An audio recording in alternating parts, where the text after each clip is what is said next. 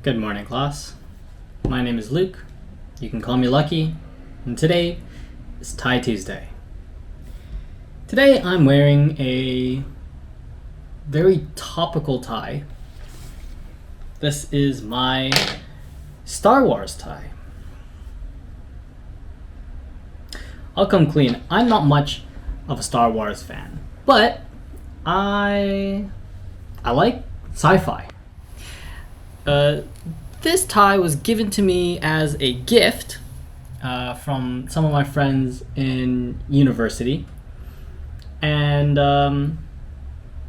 it pairs well with gray, pairs well with a dark blue shirt, and it's a good conversation starter if I happen to be around a somewhat younger crowd who's into the franchise. Personally, I don't feel much for this tie, aside from the fact that it's a cherished gift that was given to me by my friends. It's a nice reminder of my time in university, which, truth be told, I only remember the hardships of university. But I made some good friends, and university was an important time for my personal growth and development. I certainly broke out of my shell, so to speak. I became a lot nicer. Prior to university, especially in high school, I was not a nice person. Specifically, I was overtly edgy. I mean, what high schooler isn't? But I was really edgy and very aggravating is not the right word.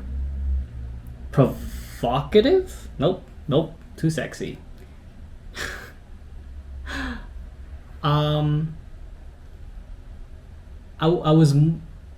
I was an instigator of problems.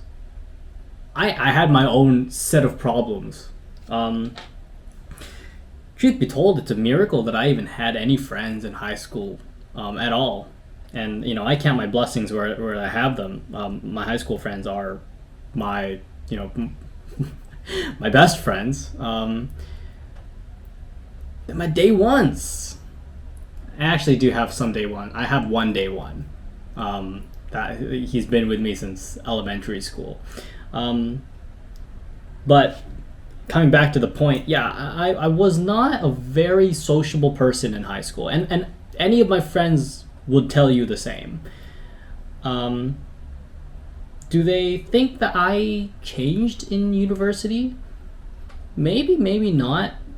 I think they definitely saw me develop as a person after I finished university, but in the latter half of that time, I definitely developed my sense of self in terms of like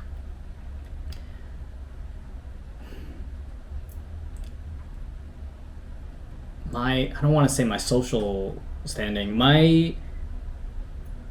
my social capabilities really showed themselves by the end of university. I was able to go out and talk to people and make new friends and really be eccentric and happy.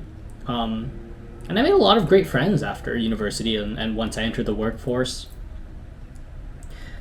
I think one of the things that I'm coming to realize, rather unfortunately, is in this new chapter of my life, not necessarily moving to Japan, but kind of settling down into Japan now, kind of meeting the pace of work and social life. I feel that I've sort of reverted. I've regressed my social capabilities. I mean, truth be told, I don't have as many friends as I used to in Canada, and that's not a surprise. I mean, I left behind all my friends in Canada, and I had to make new friends here in Japan.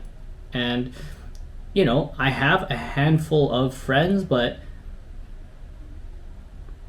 being an adult, and especially with the work-life balance of Japanese people, like my Japanese friends, they're busy, I'm busy.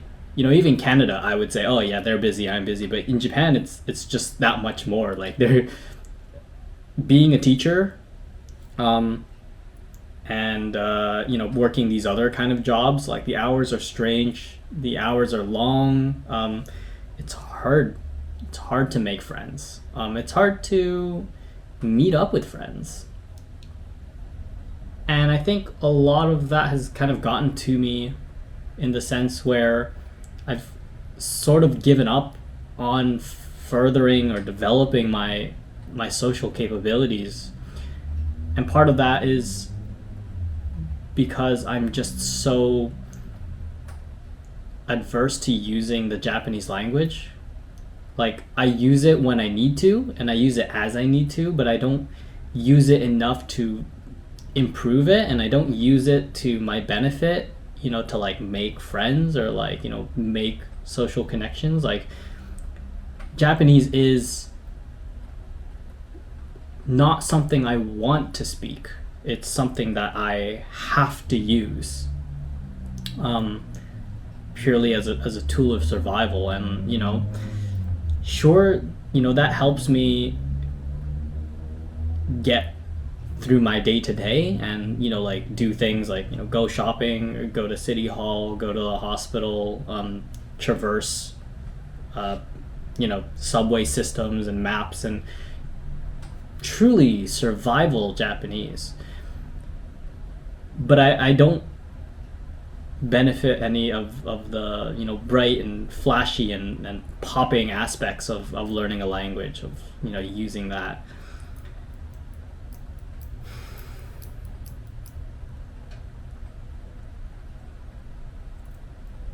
It is a bit of a cyclical problem. I don't use Japanese to make friends, so I don't have friends to use my Japanese with, and the cycle goes. I plan on going back to school next year, and kind of ties back to this, my time in university. I'm kind of worried. I'm kind of scared. I mean, there's a lot of things to be worried about, particularly like,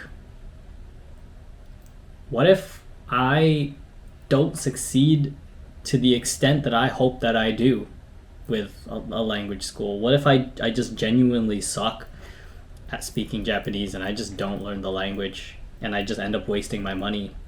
And what if I actually do end up becoming very fluent in Japanese, and I just don't know what to do with my future after? What if I get scared, and that's not about university. I think that's just a general fear that people get once they're in a school mindset where they have to think about what comes after. Now I'm in the after. I finished university, and I'm in the workforce, and I've enjoyed it, and I've made good use of it. I like to think so. And then realizing that I have to go back, and remembering that I'm just not a very good student.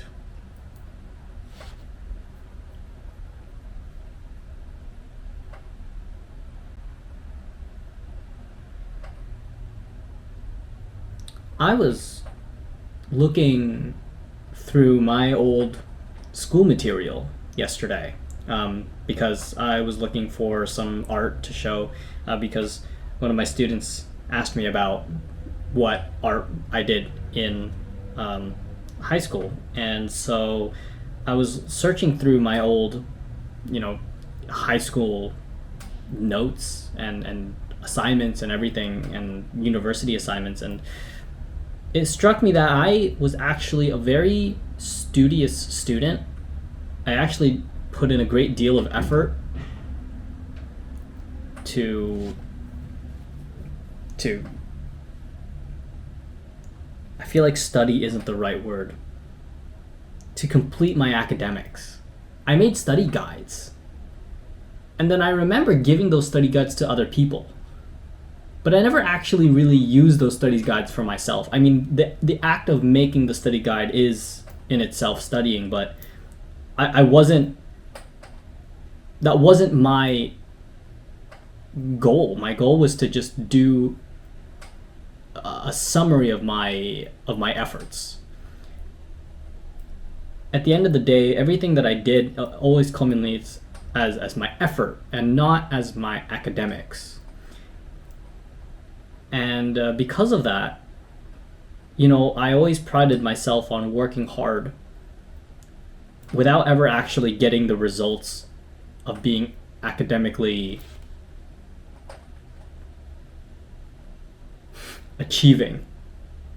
I was academically performative.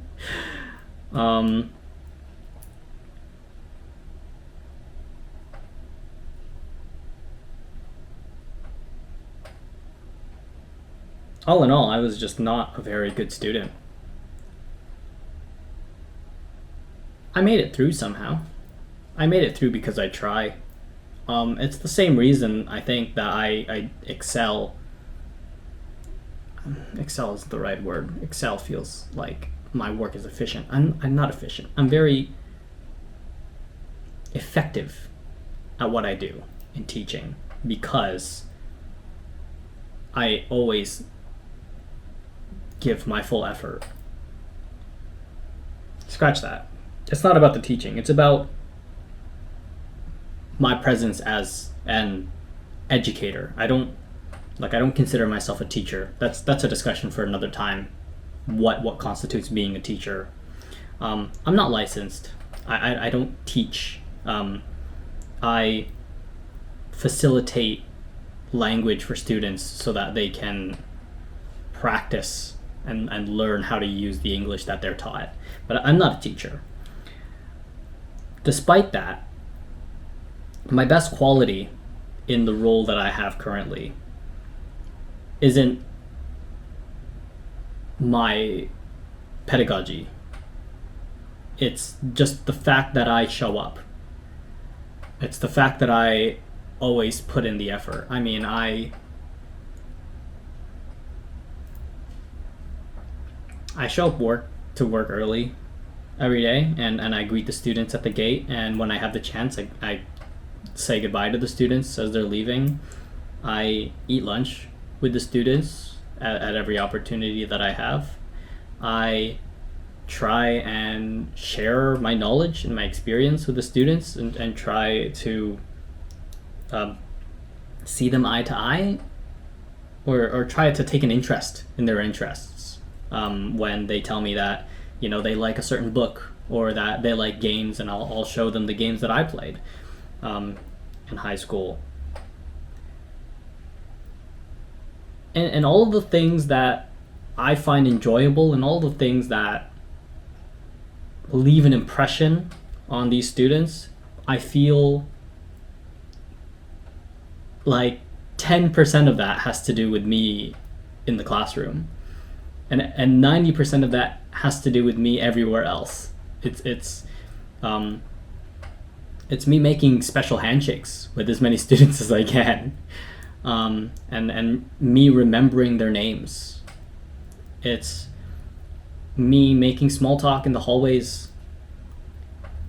even when I'm tired, and just doing my best to just be a positive presence. Because I realize, you know,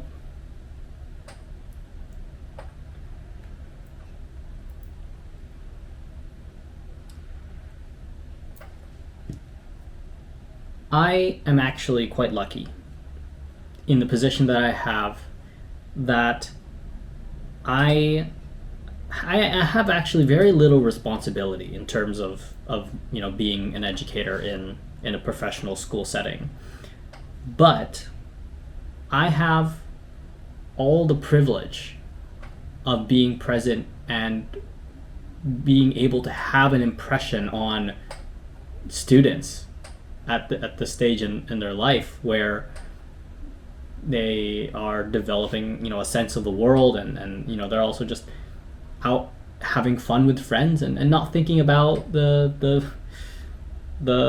gravity of their future and reality. They're just there and they're just learning and having fun. That's an oversimplification, but every time I see students like joking around, bantering, playing games, and whatnot, like, how lucky am I to be able to see that? Moreover, how much luckier am I that I have an opportunity to to partake in some of those, in some of that fun, right? Like, being part of the English club, or rather running the English club, like I can facilitate fun activities for those students that they'll remember, hopefully, in the future. If not, they'll just remember that they had a good time in my English club, or in my lessons. Or that is a privilege, truly, and I don't take that for granted at all. And honestly, that's, at this stage in my career, it's the only reason I'm still here. Because every other aspect of this job leaves room to be desired. Scheduling, hours, pay. I'll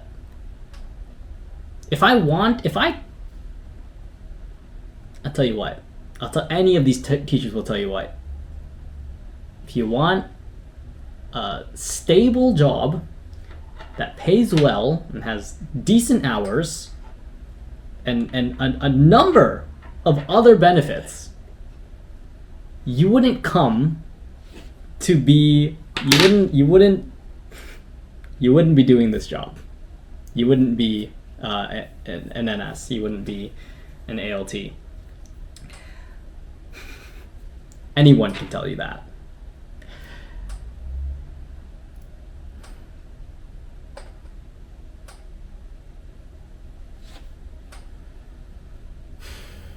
I do this because I like it, and it's fun, and that's basically where it stops.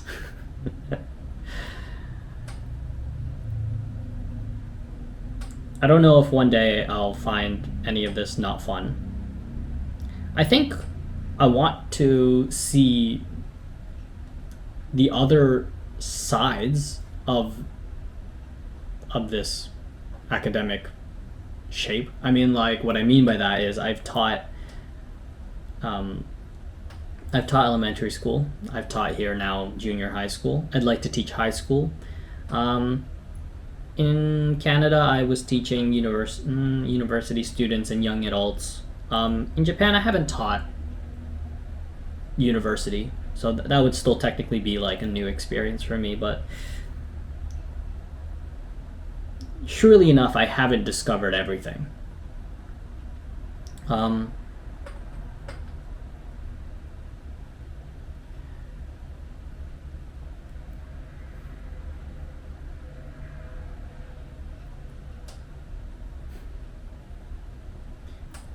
Eventually, I will have to make a decision, because ultimately I do need more money, and as much as I like doing what I do,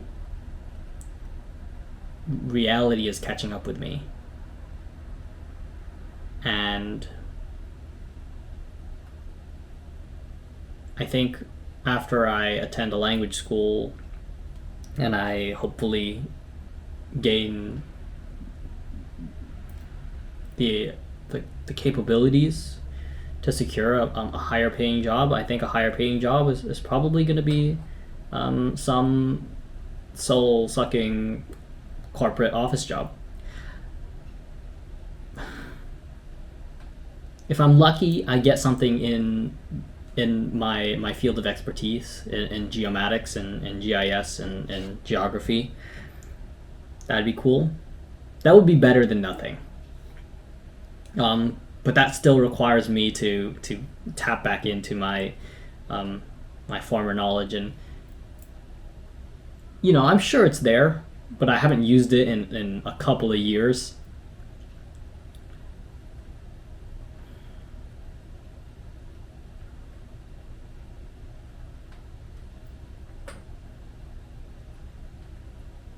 My dream was never to be a teacher.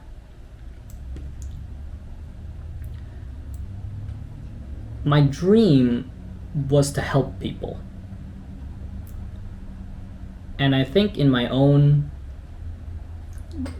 very self-centered and egocentric way, the way that manifests is me very condescendingly using the knowledge and experience I have to help the people who don't have the same knowledge and experience. That's the blunt, bad way to put it. But truthfully, that is how I kind of see my role in this world. It's just to live, and it's also just to share with other people the things that I wish that I knew when I was going through those parts and times in my life. And teaching is a pretty good way to do that. But it's not the only way to do that. And I hope one day I find another outlet that lets me be the best version of myself. Fully, entirely. And be happy doing it. And maybe make money doing it. But until then, I will see you in the next video. Take care.